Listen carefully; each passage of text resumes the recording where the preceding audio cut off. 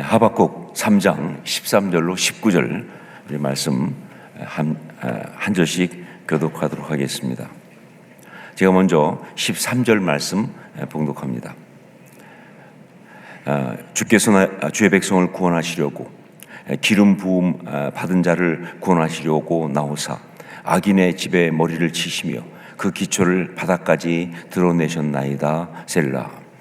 그들이 헤어버리 바람처럼 이르러 나를 흩으려 하며 가만히 가난한 자 삼키기를 즐거워하나 오직 주께서 그들의 전사의 머리를 그들의 창으로 찌르셨나이다. 주께서 말을 타시고 바다 곧 큰 물의 파도를 밟으셨나이다. 내가 들었으므로 내 창자가 흔들렸고 그 목소리로 말미암아 내 입술이 떨렸도다. 우리가 우리를 치러 말란 날을 내가 기다림으로 썩이는 것이 내 뼈에 들어왔으며 내 몸은 내 처소에서 떨리는도다.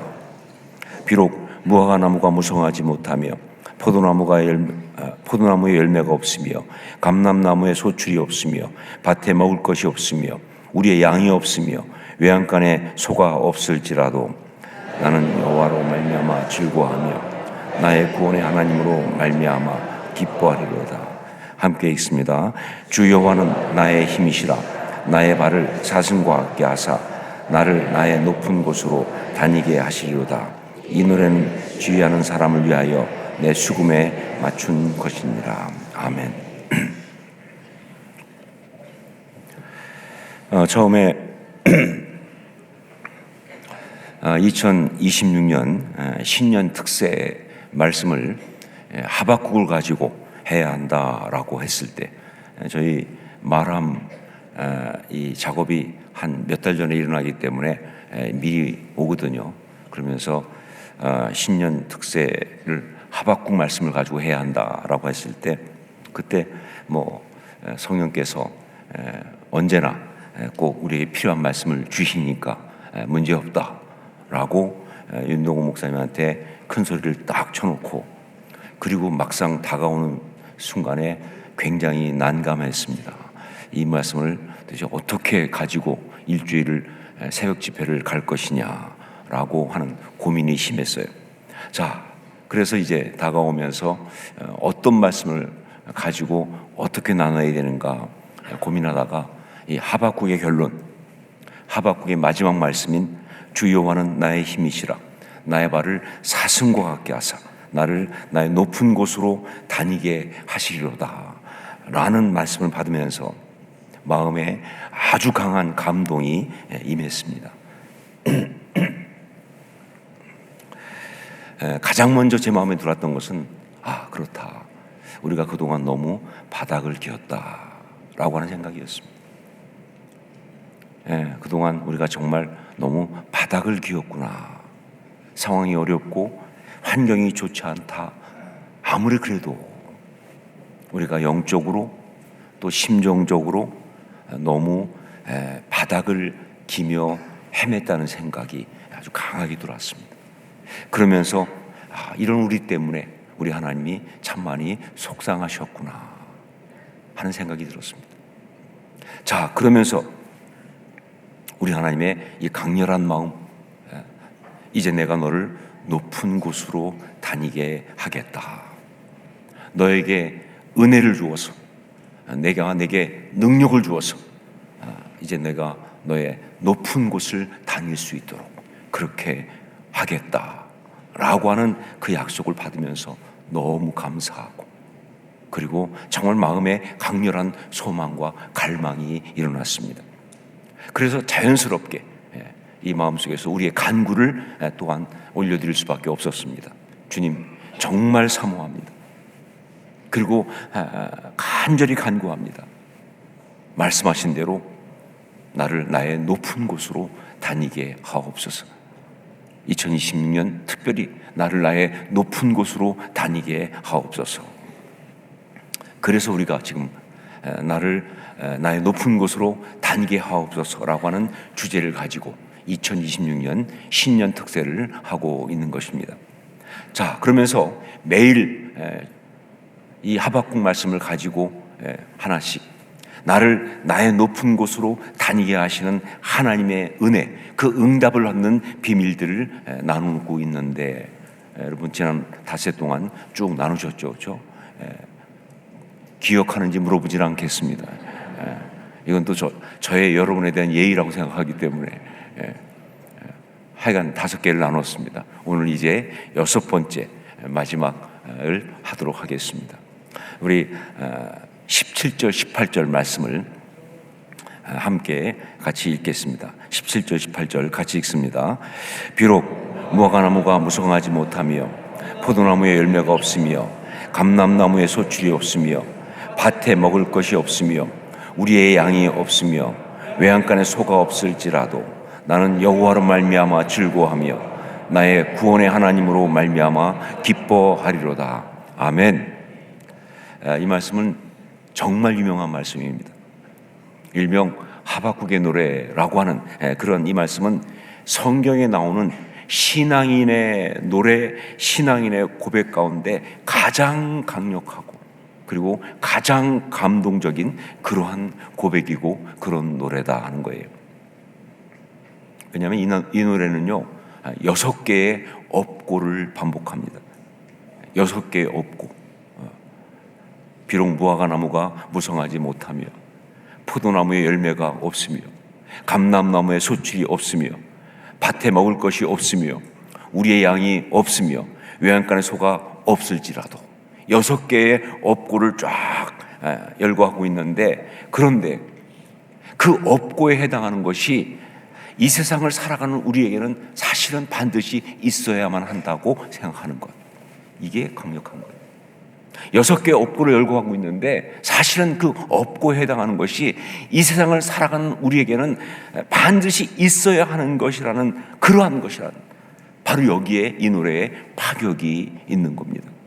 그러면서 정말 있어도 그만 없어도 그만, 그것이 아니라 세상을 살아가는 사람들이 정말 이 세상을 살아가는 사람이라면 행복하기 위해서, 아니 행복하기 위해서 정도가 아니라 그냥 생존하기 위해서 반드시 있어야 하는 것들을 이렇게 다 일일이 업고로 다 열거하면서, 그러면서 마지막에 가서 아주 결연하게 이 한 가지만 있으면 된다 라고 이야기하고, 그 한 가지가 바로 여호와 나의 하나님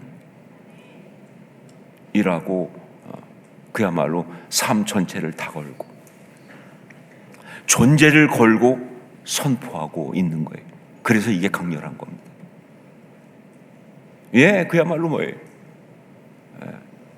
세상과 마귀와 맞짱을 뜨는 거죠. 저는 이 말씀을 읽을 때마다 그런 느낌이에요. 세상 앞에 마귀에 서가지고 그야말로 맞짱 뜨는,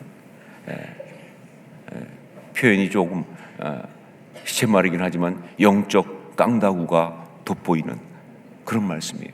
여러분, 정말 신앙의 사람은요 영적 깡다구가 있어야 돼요. 성경에 나오는 정말 놀라운 믿음의 사람들 다 영적 깡다구가 세잖아요, 그렇죠? 죽으면 죽으리이다. 그리 아니하실지라도 난 다만 오직 주님만 섬기겠습니다. 이런 것들이 영적 깡다구잖아요. 그런 영적 깡다구가 돋보이는 그런 신앙 고백, 그런 결단인 것이다. 자, 이것이 바로 나를 나의 높은 곳으로 다니게 하시는 하나님의 은혜, 그 응답을 받는 비밀의 6번째 말씀이에요. 뭐냐면 오직 하나님 한 분만으로 충분한 신앙입니다. 오직 하나님 한 분만으로 충분한 신앙. 신앙생활 잘하다가 삶에 어려움이 와서 시험 들고 그러다가 신앙까지도 버리는 그런 안타까운 사람들의 이야기를 우리가 많이 봅니다. 굉장히 많죠. 정말 신앙생활 잘하고 있었어요. 그런데 삶에 어려움이 오니까 시험에 들어요. 그런데 그러다가 나중에 신앙까지 버리고 떠나는 안타까운 사람들 이야기가 많습니다. 자, 왜 그럴까요? 무엇이 문제일까요? 여러 가지 이유가 있겠지만 사실은 한 가지 때문에 그렇습니다. 그들은 그동안 신앙생활하면서 하나님 한 분만으로 충분하지 않았기 때문에 그래요. 다른 것들을 너무 많이 기대하고 있었으니까 그렇게 되는 거예요. 하나님 한 분만으로 충분하지 않았기 때문에. 하지만 삶의 어려움이 왔을 때 그 어려움을 신앙으로 이기고 오히려 더 아름다워지는 그런 신앙의 사람들이 있습니다. 비밀이 뭐예요? 비밀이 뭐예요? 오직 하나님 한 분만으로 충분하니까. 하나님 한 분만으로 충분한 그런 신앙이기 때문에 그렇게 가능한 것이다.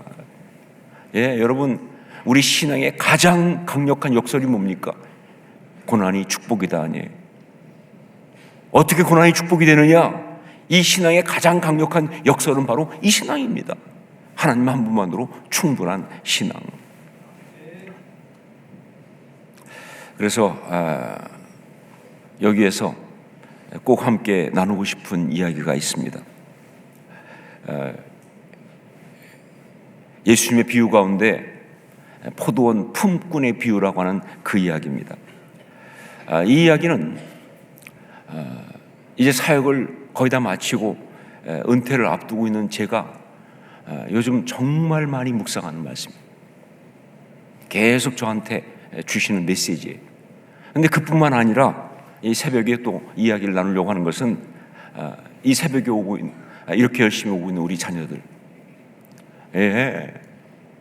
이 귀한 자녀들에게 꼭 들려주고 싶은 이야기이기 때문에, 우리 모두뿐만 아니라 우리 자녀들한테 꼭 들려주고 싶은 이야기이기 때문에 그래서 나누려고 합니다.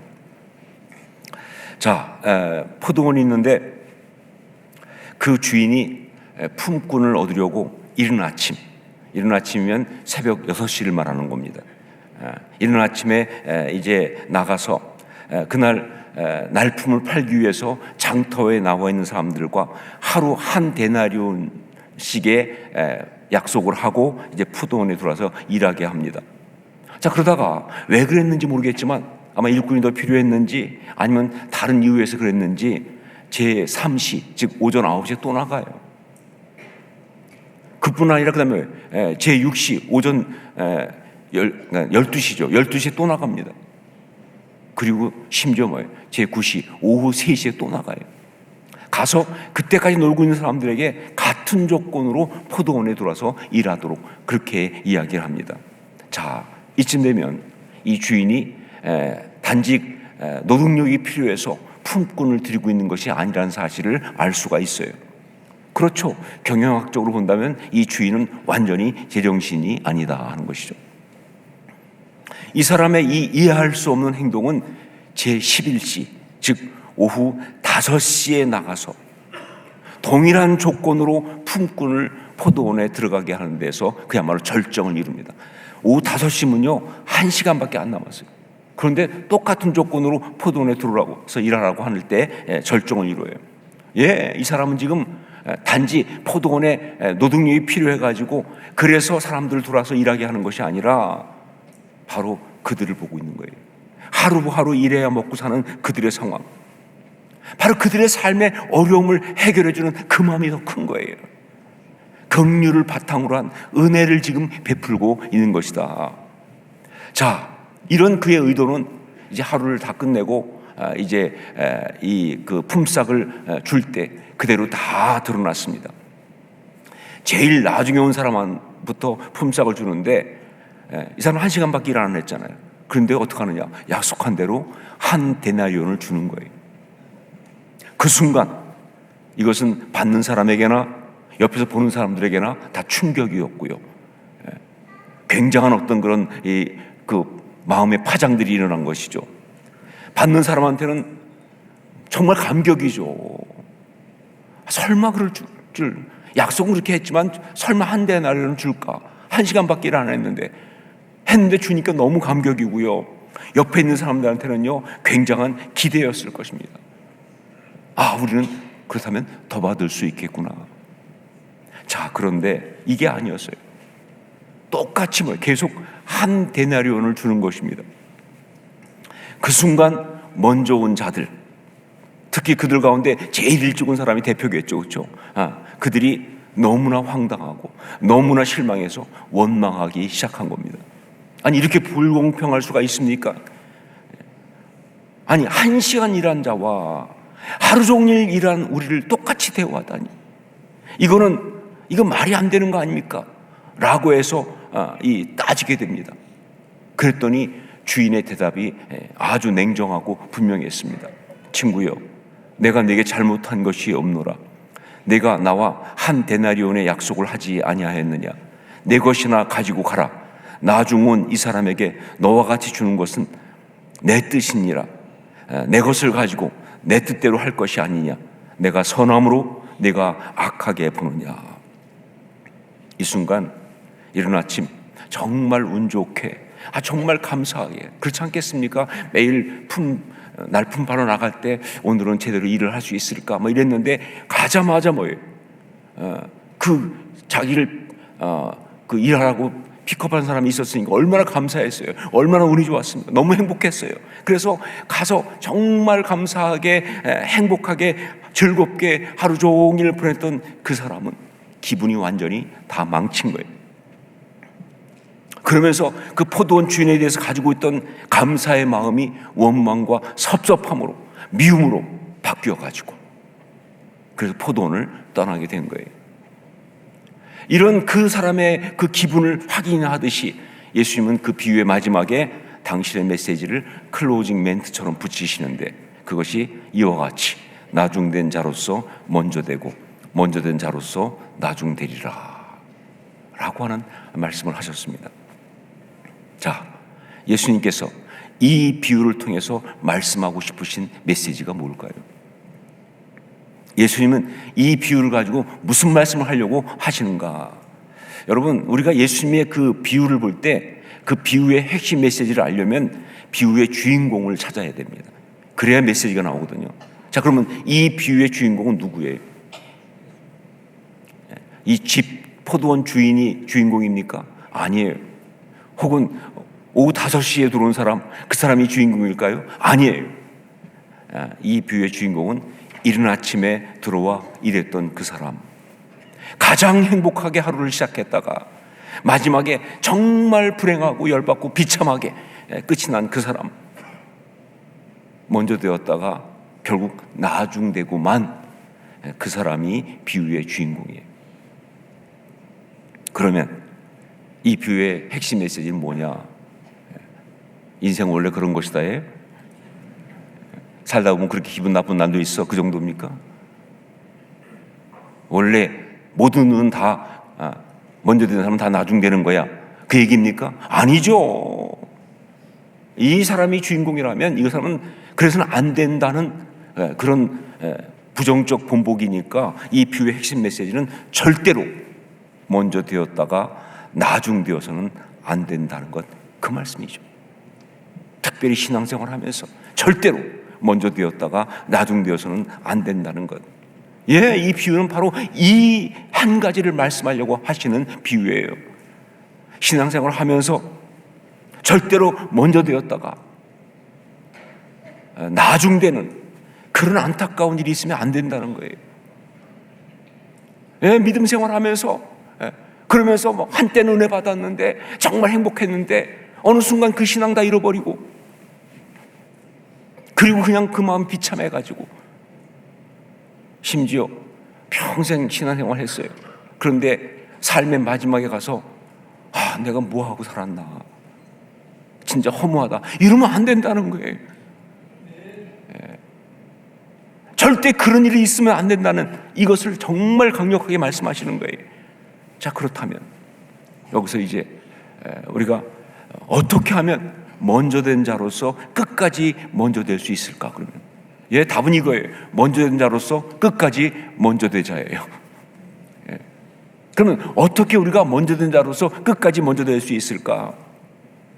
사실 이른 아침에 포도원에 들어온 사람이 겨우 1시간 일하고 한 데나리온 받는 사람과 동일하게 자기도 한 데나리온 받게 될 때 뒤집어지고 열받고 원망스러운 건 당연한 거 아니겠습니까? 그렇지 않겠어요? 아무리 약속이 한 데나리온이라 할지라도 아무리 자기 것 가지고 자기 마음대로 주는 거야 지 마음이라 할지라도 욕이 안 나올 수가 없죠. 그렇죠? 그래도 그러면 안 되는 거지. 이거 보고 열받는 건 당연한 거 아니겠어요? 그럼 어떻게 해야 열함받을 수 있을까? 어떻게 해야 먼저 된 자로서 끝까지 먼저 될 수 있을까? 그 답이 이 비유에는 나오지 않습니다. 그러나 비유의 내용에는 아주 강하게 분명하게 들어 있습니다. 그건 바로 뭐예요? 이른 아침에 온 품꾼이 마음을 바꿔야 하는 거예요. 생각을 바꿔야 되는 거예요. 마음가짐을 바꿔야 되는 거예요. 그 주인이 하루 종일 놀고 있다가 5시에 들어와서 정말 1시간 일하고 그런데도 불구하고 약속한 품삯 한 데나리온 주는 걸 보고도, 그러면서 자기한테는 또 한 데나리온 약속한 대로 그냥 줄 때 그걸 받으면서도 절대 불행해지지 않을 수 있는 그 마음을 가져야 돼요. 마음이 중요한 거예요. 상황을 바꿀 수는 없어요. 그게 어떤 마음이에요? 그게 어떤 마음입니까? 그에게 1시간 일한 자에게 한 데나리온 주고 자기한테도 똑같이 한 데나리온 주는데도 불구하고 절대 불행해지지 않고 열받지 않을 수 있는 그 마음이 어떤 마음인가? 그것이 바로 하나님을 이용하지 말고 사랑하십시오 라는 마음입니다. 하나님을 이용하지 말고 사랑하십시오. 여러분, 무엇을 얻기 위해서, 그것이 물질이든 그게 건강이든 그게 삶의 안전과 행복이든 혹은 좀 고상하게 마음의 평강이나 삶의 의미나 이런 것이라 할지라도 그것을 얻기 위한 신앙생활은 반드시 시험 들게 돼 있어요. 그것을 얻기 위한 신앙생활 하면요 반드시 마지막에 뒤에 뭐예요? 망하게 돼 있어요. 비참해집니다.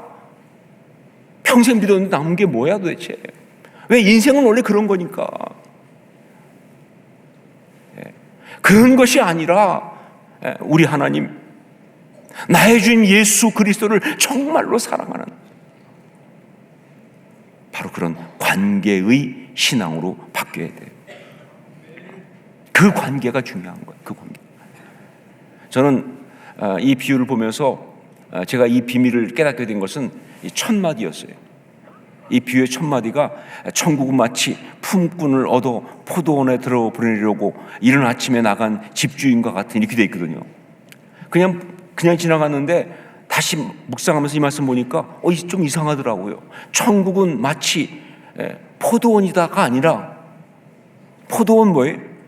주인과 같다, 이렇게 말한 거예요. 우리가 보통 알고 있는 천국, 그런 뭐예요? 포도원이 되는 것이 맞잖아요, 그렇죠? 아니, 천국은 포도원이 아니라 뭐예요? 포도원 주인과 같다. 천국은 장소가 아니에요. 천국은 관계였습니다. 포도원 주인과의 관계, 하나님 우리 주인과의 관계, 그게 천국이에요. 여러분, 성경에 잠깐 나오는 천국의 비유 중에 가장 놀라운 게 뭐예요? 천국은 어떤 곳이냐?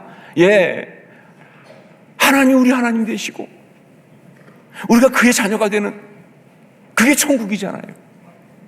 그래서 천국은 여기서도 이루어질 수가 있는 거예요. 그렇죠? 천국은 하나님과의 관계니까. 자, 보세요. 그 포도원 주인은 품꾼들을 절대 자기의 필요를 위해서, 노동력을 얻기 위해서 그렇게 포도원에 들인 것이 아니었잖아요. 정말 그들을 행복하게 하는 데 관심이 있었고요. 그렇게 했잖아요. 왜? 관계니까. 관계는 이런 거예요. 관계는 이게 관계고 이게 사랑이죠. 그렇다면 이른 아침에 온 그 사람도 주인에게 바로 그런 마음이 있어요. 그런 마음이어야 했었다는 것이죠. 그냥 정말 단지 그냥 일해주고 그냥 돈 버는 그런 게 아니라, 정말 시작은 그렇게 할 수 있어요. 당연히 그렇게 하죠. 하지만 그 은혜를 받으면서, 그 사랑을 받으면서 자기도 단지 그냥 내가 필요한 걸 얻기 위해서 그것이 아니라 뭐예요? 정말 그분을 사랑하는, 정말 그분을 사랑하는 그런 마음으로 바뀌어야 했었다 그 말입니다.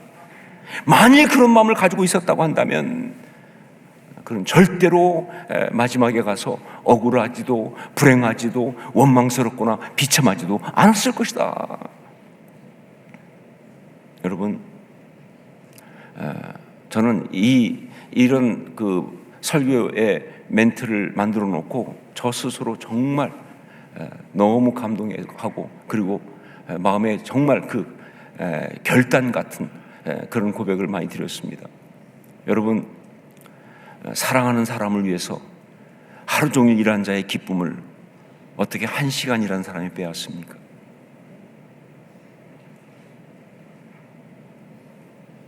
예, 여러분, 사랑하는 분을 위해서 하루 종일 일한 자의 그 기쁨을 어떻게 겨우 1시간 일하는 사람이 뺏을 수가 있겠어요? 여기에 비밀이 있는 거예요. 사랑하는 분을 위해서 그의 표현 그대로 하루 종일 수고하며 더위를 견딘 자의 기쁨을 어떻게 1시간 일한 자가 가질 수가 있겠습니까? 여기에 비밀이 있는 거예요.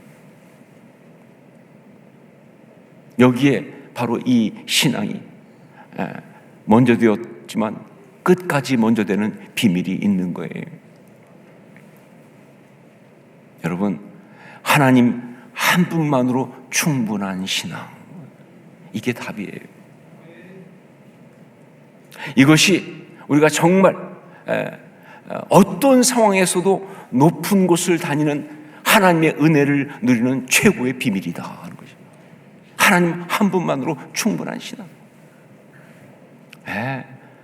여러분, 신앙생활 하는데 자꾸 마음이 힘들고 어렵고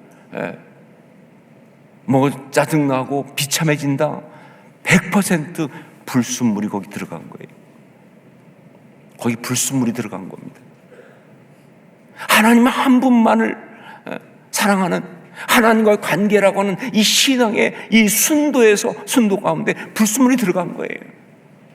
그러니까 힘들죠. 그러니까 물론 우리는 인간이 어떻게 안 들어가겠어요?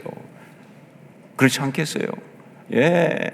정말 뭐 주님이 나를 사랑하셔서 그래서 나를 이곳에 세우셨다, 어떤 그런 사역을 한다, 그래서 할 때도 진짜 마음속에는 주님 앞에 감사하고 나 같은 걸 이렇게 세우시다니 이렇게 하면서 정말 감격하고, 하지만 막상 또 하다 보면 사람들이 나를 알아주지 않으면 열받지 당연히. 그래서 교회에서요, 어떤 사역 시킬 때보다 제일 힘든 게 그만두게 할 때가 제일 힘들어. 다 열받아 다들. 하지만 신앙인은 열받고 떠나는 것이 아니라 그 마음, 그 불순물을 십자가 앞으로 가지고 나가야 돼요. 나가서 다 도말하고 다 심어요. 십자가 윤광로로 다 다시 재련해가지고 순도 100%, 그냥 하나님 한 분만으로 충분합니다. 주님만 아시면 됩니다. 내가 주님을 위해서 주님 사랑하는 마음으로 했사오니 됐습니다. 사람이 알아주지 않아도, 사람들이 인정해 주지 않아도, 내 삶 가운데 남는 것이 아무것이 없다 할지라도, 여러분, 어차피 우리가 주님 앞에 갈 땐 빈손이잖아요. 뭘 가지고 가시겠어요? 이 한 가지, 그 신앙 순도 100% 그쪽으로 다시 돌아가는 것이 십자가 신앙이다 하는 것이죠. 여러분, 이제 나를 나의 높은 곳으로 다니게 하시는 하나님의 은혜의 마지막 답을 들었습니다. 뭐예요? 하나님 한 분만으로 충분한 신앙입니다. 그런 신앙으로 끝까지 아름답게, 정말 행복하게, 고상하게 그렇게 살아가는 우리 모두가 될 수 있기를 주의 이름으로 축원합니다. 특별히 이른 아침에 온 이 자녀들, 이른 아침에 왔잖아요, 그렇죠? 끝까지 행복한 자들 될 수 있기를 주의 이름으로 축원합니다. 우리 함께 기도하겠습니다.